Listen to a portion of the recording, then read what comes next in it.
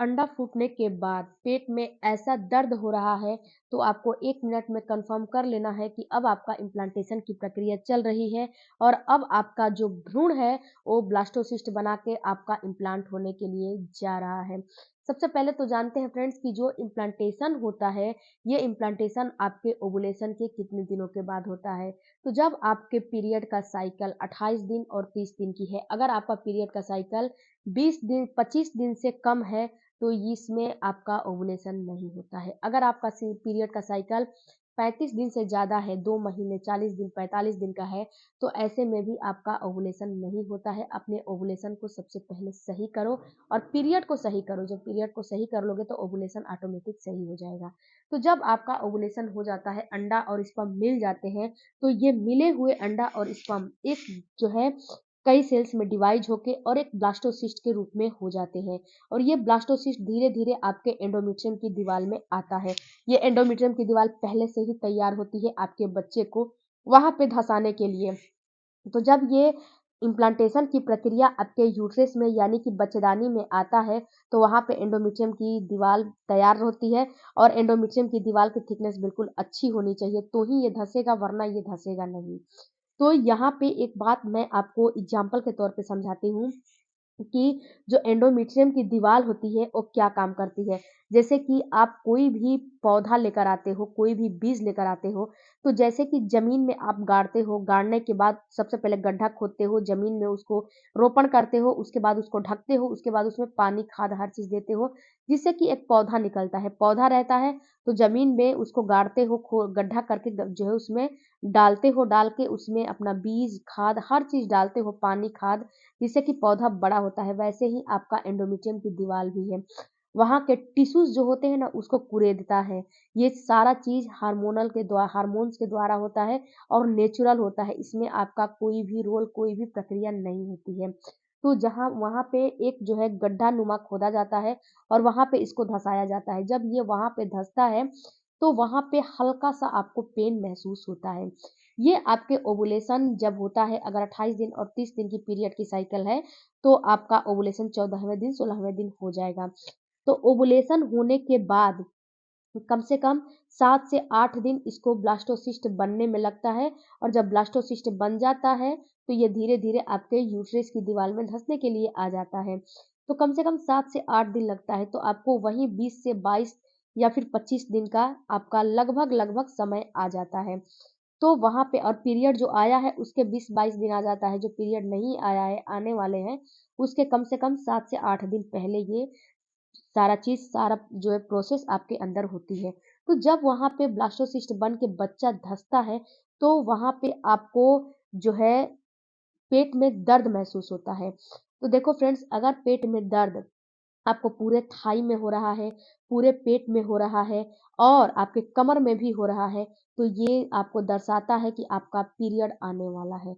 यहीं पे दर्द अगर आपके पूरे थाई में नहीं हो रहा है, पूरे पेट में नहीं हो रहा है, हल्का-फुल्का नाभि के नीचे वाले एरिये में, लोअर एब्डोमिनल में हल्का-सा चुभन जैसा पेन हो रहा है और ये पेन आपको जैसा कि ऐसा महसूस हो रहा है कि मरोड़े जैसी हो रही है, आपकी नसें जो है ना खींचने जैसा महसूस हो रहा है। जो कमर है उसमें हल्का-फुल्का पेन हो रहा है, उसके साथ-साथ आपके पेल्विस एरिया में भी हल्का-फुल्का पेन हो सकता है, लेकिन हल्का-फुल्का, बहुत ज़्यादा नहीं। और थाई की बात कर लें तो थाई में भी बहुत सारी महिलाओं को होता है, बहुत सारी महिलाओं को नहीं होता है, वो भी बिल्कुल माइल्ड सा होता है।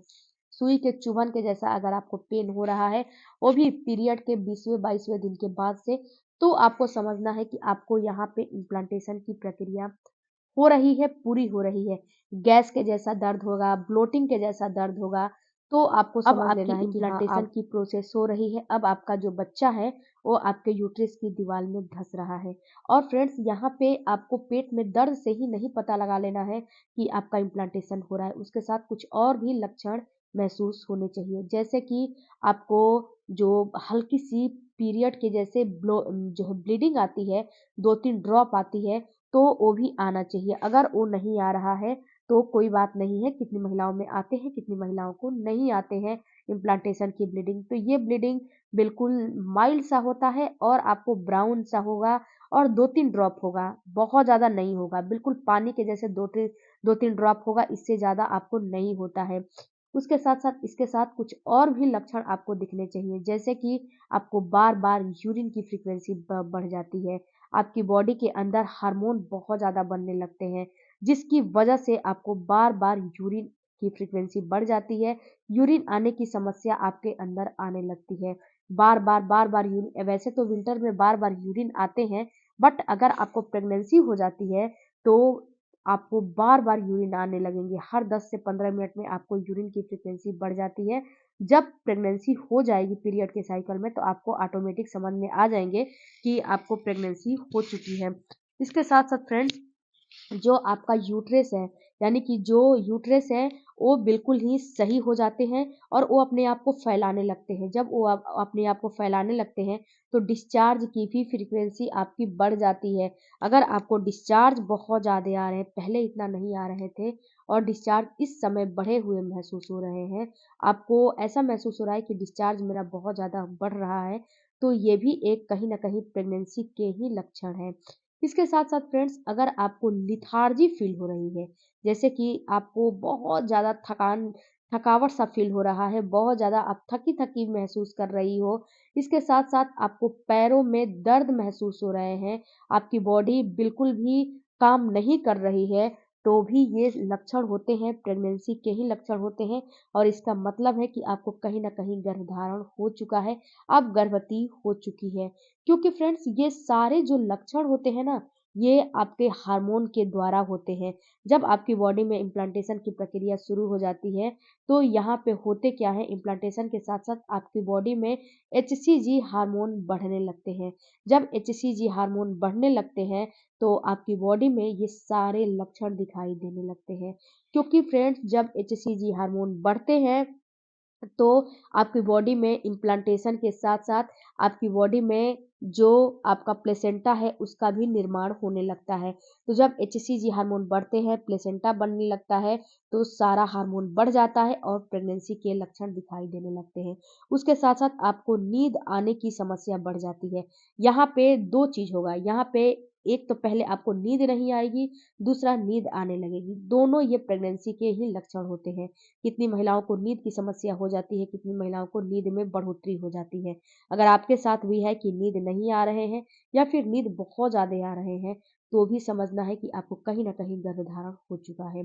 दूसरी बात कि फ्रेंड्स, आपको कुछ भी ऐसे-वैसे काम नहीं करने हैं, जिससे कि आपका जो इम्प्लांटेशन है बिल्कुल फ़ेल हो जाए, क्योंकि बहुत सारी महिलाओं को ये समस्या हो रही है। तो प्लीज़ आपसे रिक्वेस्ट है कि थोड़ा सतर्क रहिए, थोड़ा सावधान रहिए, ताकि आपको कोई भी आप गलतियाँ ना करो और जब तक पीरियड मिस नहीं हो जाता, तब तक आपको नहीं समझना है कि आपको गर्भधारण हो चुका है। अगर ये सारे लक्षण आपको दिख रहे हैं, तो कहीं न कहीं आपका पीरियड मिस हुआ है, नेगेटिव रिज़ल्ट दिखा रहा है, तो कहीं न कहीं आपको पीएमएस की समस्या हो रही है, प्रीमैच्योर सिंड्रोम की समस्या हो रही है, तो अपने डाइट से, अपने खान-पान से इसको सही करें, क्योंकि इसका बहुत ज़्यादा इलाज नहीं है। आप इलाज करा के थक जाएँगी, इसका कोई भी सॉल्यूशन आपको नहीं मिलेगा। आपको घर बैठे इसका इलाज करना पड़ेगा, अपने डाइट से, अपने लाइफ़स्टाइल को चेंज करके और एक्सरसाइज़ वगैरह करके। मिलती हूँ अगले वीडियो में। Thank you.